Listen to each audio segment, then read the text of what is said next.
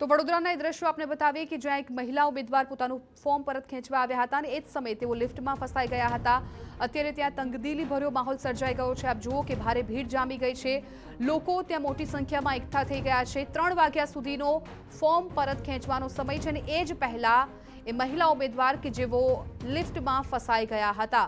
અત્યારે મોટી સંખ્યામાં ત્યાં લોકો પણ ઉમટી પડ્યા છે। આપ જુઓ કે જાણે અનેક લોકોમાં સામસામે બોલાચાલી થતી હોય એ પ્રકારનું પણ લાગી રહ્યું છે। વડોદરાથી આ દ્રશ્યો સામે આવ્યા છે કે જ્યાં ભૂમિ પ્રજાપતિ કે જેઓ એ ઉમેદવારી નોંધાવી હતી પરંતુ હવે તેઓ ફોર્મ પરત ખેંચવા માટે આવ્યા હતા અને એ જ દરમિયાન તેઓ લિફ્ટમાં ફસાઈ ગયા હોવાની જાણકારી મળી હતી। 3 વાગ્યા સુધીનો સમય છે ફોર્મ પરત ખેંચવાનો અને એ પહેલા જ આ મહિલા લિફ્ટમાં ફસાઈ ગયા। અત્યારે સરકારી કચેરીમાં આ હાઈ વોલ્ટેજ ડ્રામા છે જોવા મળી રહ્યો છે। મોટી સંખ્યામાં ત્યાં લોકો પણ ઉમટી પડ્યા છે તે પ્રકારના દ્રશ્યો સામે આવી રહ્યા છે। મહિલા ઉમેદવાર ભૂમિ પ્રજાપતિ કે જેઓ પોતાનું ફોર્મ ખેંચવા માટે આવ્યા હતા અને ફોર્મ પરત હજુ સુધી ખેંચી નથી શક્યા કેમ કે તેઓ લિફ્ટમાં ફસાઈ ગયા હતા, પરંતુ અત્યારે સરકારી કચેરીમાંથી આ દ્રશ્યો જુઓ કે જ્યાં હાઈ વોલ્ટેજ ડ્રામા થઈ ગયો છે। પોલીસ પણ ત્યાં ઉપસ્થિત જોવા મળી છે।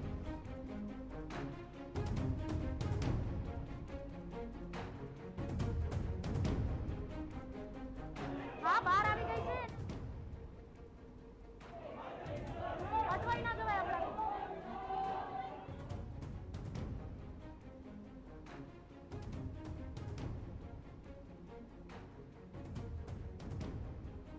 શકાય છે કે જે રીતે તમામ જે કર્મચારીઓ છે તેઓ દ્વારા મહિલાને સુરક્ષિત રીતે બહાર લાવવા માટેની તજવીજ હાથ ધરવામાં આવી છે। તેમાંની વચ્ચે કોંગ્રેસ દ્વારા વિરોધ પણ વ્યક્ત કરવામાં આવી રહ્યો છે। આપણી સાથે કોંગ્રેસના આગેવાનો હાજર છે, વાત કરીશું। જે રીતે સતત બીજી ઉમેદવાર કે જે ફોર્મ પરત ખેંચવા આવી છે, આ ભ્રષ્ટ ભારતીય જનતા પાર્ટી દ્વારા ધાક ધમકી અને પૈસાના જોરે એમના પરિવારજનો ધંધા બરબાદ કરવાના બદ ઇરાદાથી આ કરવામાં આવી રહ્યું છે। રાહુલજીના કોંગ્રેસના સંનિષ્ઠ કાર્યકરો એની વિરુદ્ધ લડવા તૈયાર છે। બિલકુલ કોંગ્રેસના કાર્યકરો એની વિરુદ્ધ સંનિષ્ઠ રીતે લડવા તૈયાર છે તેવી પણ જણાવી રહ્યા છે। તેમાંની વચ્ચે મહિલાની જે પરિસ્થિતિ છે ચોક્કસથી જોઈ શકાય છે કે જે મહિલા ફોર્મ પરત ખેંચવા માટે આવી છે તે મહિલાને પોલીસ દ્વારા પ્રોટેક્શન આપવામાં આવી રહ્યું છે અને પોલીસ પ્રોટેક્શનની વચ્ચે મહિલા પોતાનું ફોર્મ પરત લેવા માટે આવી છે। હાલ આ મામલતદાર ઉત્તર ઝોનની જે કચેરી છે ત્યાંના દ્રશ્યો છે। લિફ્ટ ખરાબ થઈ જતા મહિલાને ફસાઈ જવાનો વારો આવ્યો હતો અને હાલ તે મહિલાને સુરક્ષિત રીતે બહાર કાઢવામાં આવી છે અને 3 વાગ્યાનો જે અંતિમ સમય છે તે પૂર્ણ થાય તે પહેલા મહિલાનું ફોર્મ પરત ખેંચાય છે તે માટેની તજવીજ પણ હાથ ધરવામાં આવી છે। કેમેરા પર્સન રોહિત ગોલ સાથે અંજલિ ઓઝા, TV9 વડોદરા। તો સંવાદદાતા અંજલિ ઓઝા ફોનલાઈન પર જોડાઈ ગયા છે। અંજલિ, જે રીતે અત્યારે કોંગ્રેસના કાર્યકરો જાણે વિફર્યા છે અને સતત તેઓ ભાજપ પર આક્ષેપ કરી રહ્યા છે કે ડરાવી ધમકાવીને ફોર્મ પરત ખેંચાવી રહ્યા છે, એ વચ્ચે એ મહિલા ઉમેદવાર એમની સ્થિતિ કેવી છે અને અત્યારે ત્યાં શું હલચલ જોવા મળી રહી છે? સૌથી મોટો રાજકીય વોલ્ટેજ ડ્રામા હોય તે વડોદરા શહેરમાં જોવા મળ્યો છે, કારણ કે સવારના વોર્ડ નંબર 11ના કનુ પ્રજાપતિ કે જેઓ કોંગ્રેસ તરફથી ઉમેદવારી કરી હતી તો એ ફોર્મ પરત ખેંચ્યું। તે સમયે પણ કોંગ્રેસના આગેવાનોએ ખૂબ આક્ષેપો ભાજપ પર કર્યા। અત્યારે વોર્ડ નંબર 2માં જ્યારે ફોર્મ પરત ખેંચવાનો સમય છે 3 વાગ્યાના સમય પહેલા જે મહિલા ઉમેદવાર હતી ભૂમિ પ્રજાપતિ તેઓ દ્વારા પણ ફોર્મ પરત ખેંચવામાં આવ્યું છે। જે રીતની પરિસ્થિતિ હતી કે જે 3 વાગ્યા સુધીનો સમય છે તે 3 વાગ્યા સુધીના સમય પહેલા આ મહિલા ઉમેદવાર પોતાનું ફોર્મ પરત ખેંચી લે તે માટે 2:25 વાગ્યાના સુમારે એ મામલતદાર ઉત્તર ઝોનની કચેરી આવી પહોંચી હતી, પરંતુ જે પ્રકારે કોંગ્રેસના આગેવાનો અને કોંગ્રેસના નેતાઓ વિફર્યા છે તેઓ દ્વારા જે મામલતદાર કચેરી છે તે કચેરીની મુખ્ય જે દરવાજો છે તેને બંધ કરવાની પણ કોશિશ કરી। ત્યારબાદ મામલતદાર કચેરીની બહાર જે લિફ્ટ છે લિફ્ટની બાજુમાં પણ જે પડેલો સામાન છે તેને મૂકી અને બારણું ના ખુલે તે પ્રકારની જે કામગીરી છે તે કરી હતી। ત્યારબાદ તેમ છતાં જે મુખ્ય જાળી છે જે મામલતદાર કચેરીની અંદર આવી રહી છે તેને પણ તોડી નાખવામાં આવી હોય તેવા દ્રશ્યો સામે આવ્યા છે। અંતે આ તમામની વચ્ચે લિફ્ટ બંધ થઈ જતા મહિલા જે ઉમેદવાર છે તે કેટલાક 10 થી 15 મિનિટ જેટલો સમય લિફ્ટમાં પણ ફસાઈ। ત્યારબાદ જ્યારે મહિલા અહીંયા પહોંચી છે, મહત્વની ચોંકાવનારી બાબતો એ છે કે ભારતીય જનતા પાર્ટીના જે કાર્યકરો અને પૂર્વ કાઉન્સિલર મહાવીરસિંહ રાજપુરોહિત પણ આ મહિલા ઉમેદવાર સાથે જોડાયા છે અને તેઓ પણ આ મહિલા જ્યારે ફોર્મ પરત ખેંચવા આવે છે ત્યારે તેઓની સાથે છે। કેટલાક અંશે જે રીતે કોંગ્રેસ દ્વારા સતત આક્ષેપો કરવામાં આવતા હતા તેવાની વચ્ચે આજે મહિલા ઉમેદવારનું જે નિવેદન છે તે મામલતદાર દ્વારા લેવામાં આવી રહ્યું છે અને હાલ મહિલા ઉમેદવાર પોતાનું ફોર્મ પરત ખેંચવા માટેની જે તજવીજ છે તે કરી રહી છે। બિલકુલ અંજલિ, આભાર સમગ્ર માહિતી બદલ। તો અત્યારે એ મહિલા ઉમેદવાર છે જેમને લિફ્ટમાંથી બહાર કાઢી લેવામાં આવ્યા છે અને તેઓ ફોર્મ પરત ખેંચવાની તજવીજમાં લાગી ગયા છે કેમ કે 3 વાગ્યા સુધીનો સમય છે ફોર્મ પરત ખેંચવાનો। આપ આ બંને દ્રશ્યો જોઈ શકો છો સ્ક્રીન પર કે આજે છેલ્લા દિવસે ઉમેદવારી પરત ખેંચવાના દિવસના અંતિમ કલાકો છે એ આ રાજકીય દ્રષ્ટિએ આપણે જોઈએ તો ખૂબ જ ચોંકાવનારા અને હંગામા ભર્યા રહ્યા છે વડોદરાના દ્રશ્યો કે જ્યાં કોંગ્રેસના કાર્યકરોએ હંગામો મચાવ્યો, હોબાળો કર્યો અને બીજી તરફ સુરતમાં પણ કચેરીઓમાં એ જ પ્રકારની અત્યારે સ્થિતિ જોવા મળી રહી છે। એટલે લોકશાહીની ઢબે જે ચૂંટણી યોજાવી જોઈએ અને એના બદલે અત્યારે જે દ્રશ્યો સામે આવ્યા છે એ ખૂબ જ ચોંકાવનારા કહી શકાય, ગંભીર કહી શકાય, કેમ કે સ્થાનિક સ્વરાજની ચૂંટણી પહેલા આ પ્રકારનો રાજકીય ગરમાવો લગભગ આ વખતે પહેલીવાર જોવા મળી રહ્યું છે, કેમ કે અગાઉથી તમામ પક્ષો છે જે રીતે પોતાના ઉમેદવારોને બચાવવા માટે મથામણ કરી રહી હતી, કોંગ્રેસે અગાઉ જ રિસોર્ટ પોલિટિક્સ કર્યું હતું, તેમ છતાં આજે કેટલાય ઉમેદવારો એવા છે કે જેમણે ફોર્મ પરત ખેંચ્યું અને એ દરમિયાન જે પ્રકારનો હંગામો થયો, જે હાઈ વોલ્ટેજ ડ્રામા થયો એ દ્રશ્યોમાં જોઈ શકાય છે। એક તરફ વડોદરા, બીજી તરફ સુરત કે જ્યાં બંને જગ્યાથી એ જ પ્રકારના દ્રશ્યો સામે આવી રહ્યા છે કે જ્યાં ઉમેદવારો ફોર્મ પરત ખેંચવા આવ્યા અને હંગામો થઈ ગયો હતો। આપ જુઓ વડોદરાના દ્રશ્યો કે જ્યાં મોટી સંખ્યામાં કોંગ્રેસના કાર્યકરો છે ઉમટી પડ્યા હતા, હંગામો કર્યો હતો, જાણે ગ્રીલ તોડી નાખી હોય એ પ્રકારની પણ વિગતો સામે આવી હતી, હાઈ વોલ્ટેજ ડ્રામા સર્જાયો હતો અને આ તરફ સુરતમાં પણ એ જ પ્રકારની સ્થિતિ છે, લોકો સામે આવી ગયા હતા, મારામારી સુધી પહોંચી જાય મામલો એ પ્રકારનો હતો, હાથાપાઈ પણ જોવા મળી હતી। એટલે સ્થાનિક સ્વરાજની ચૂંટણી પહેલા અત્યારે રાજકીય માહોલ ગરમાઈ ગયો છે અને એમાં પણ ફોર્મ પરત ખેંચવાની આ છેલ્લી ઘડીઓ છે એ ખૂબ જ રોચક રહી, ખૂબ જ હાઈ વોલ્ટેજ ડ્રામાની ભરેલી રહી હતી, કેમ કે અનેક એવા ઉમેદવારો છે કોંગ્રેસના હોય, આમ આદમી પાર્ટીના હોય કે જેઓ આજે ફોર્મ ભર્યા હતા।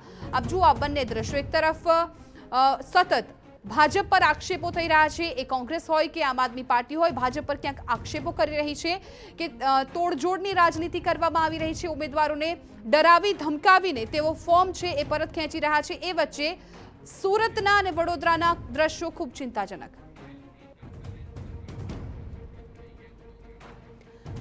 તે વડોદરાથી કોંગ્રેસના નેતા નરેન્દ્ર રાવલ અમારી સાથે ફોન લાઈન પર જોડાઈ ગયા છે। નરેન્દ્રભાઈ, જે રીતે લોકશાહીના ઢબે ચૂંટણી યોજાવી જોઈએ એ પ્રકારના દ્રશ્યો અત્યારે સામે નથી આવી રહ્યા, એ વડોદરા હોય, સુરત હોય, તમામ જગ્યાએથી જે દ્રશ્યો આવ્યા છે ખૂબ ચિંતાજનક છે અને વડોદરાના ખાસ તો એ દ્રશ્યો કે જ્યાં અત્યારે હાઈ વોલ્ટેજ ડ્રામા થયો છે, કોંગ્રેસના કાર્યકરો છે હંગામો મચાવી રહ્યા છે, જાણે હાથાપાઈ કરી રહ્યા છે। જી બહુ શરમજનક ઘટનાઓને લોકશાહીની હત્યા થઈ રહી છે અને તમામ જગ્યાએ કોંગ્રેસ પક્ષના ઉમેદવારોને ધાકધમકી ઉઠાવી, કિડનેપિંગ કરી, ફોર્મ ખેંચાવીને ચૂંટણી જીતી લોકોની વચ્ચે જવાને બદલે આ પ્રકારની કૂટનીતિ ભારતીય જનતા પાર્ટી કરી રહી છે તો ખૂબ શરમજનક છે। 30 વર્ષથી ગુજરાતમાં એક હતું શાસન। નરેન્દ્રભાઈ, તમે જે રીતે ભાજપ પર આક્ષેપ લગાવી રહ્યા છો એ પણ માની લઈએ, પરંતુ હજુ તમે એ ઉમેદવારને મેદાન પર ઉતાર્યા છે અને ત્યાં જ તમને ભરોસો નથી, તમારે ફરજ પડે છે રિસોર્ટ પોલિટિક્સ કરવાની અને ભાજપની શું ધમકીથી તમારા ઉમેદવાર એટલા નબળા છે કે ભાજપમાં જતા રહે, તો પછી ઉમેદવારમાં ખોટ કહી શકાય?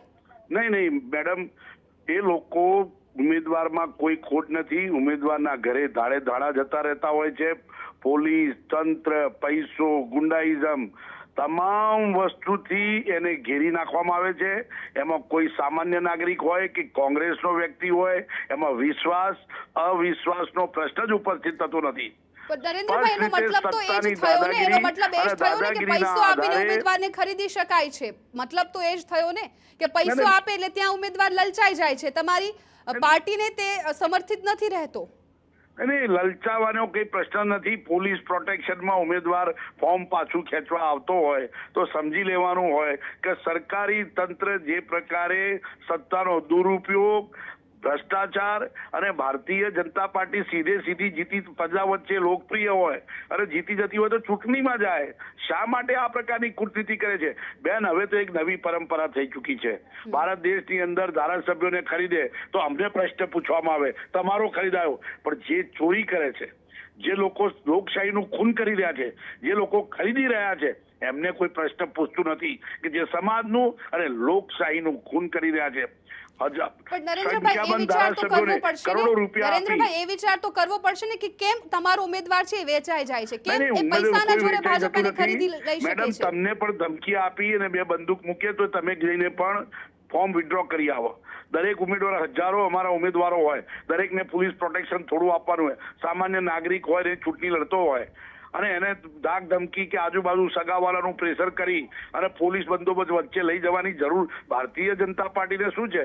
એને ચૂંટણી લડવા દો, પ્રજાનો ચુકાદો આવવા દો, પછી કોંગ્રેસના પ્રશ્ન પૂછે કે તમારો ઉમેદવાર ખરીદે, પણ આ જે લોકો કૃત્ય કરી રહ્યા છે એને નથી, જે ખૂન કરી રહ્યો છે એને પૂછતું નથી. પણ તમે કેમ ચૂપચાપ ઉભા રહ્યા, તમારો માર ખાઓ છો એનું લોકો તમે પૂછે છે.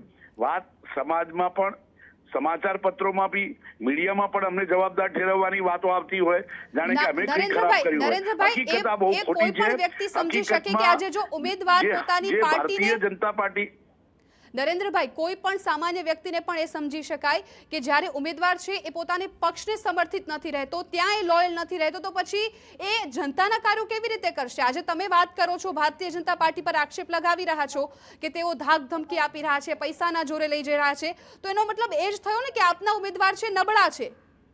એ નબળા નથી. સામાન્ય નાગરિક કોઈ બી હોય એને કિડનેપ કરીને તમે એને ધાક ધમકી આપીને ચૂંટણીનું ફોર્મ પાછું ખેંચાવો, એમાં નબળો કે એની વિચારધારા તો આવતી જ નથી. કોઈ પણ વ્યક્તિ જ્યારે ઉમેદવારી તરીકે ફોર્મ કરે તો ગુંડાઓ 5 આવે તો એ રોકીને એ કશું કરી શકે નહીં.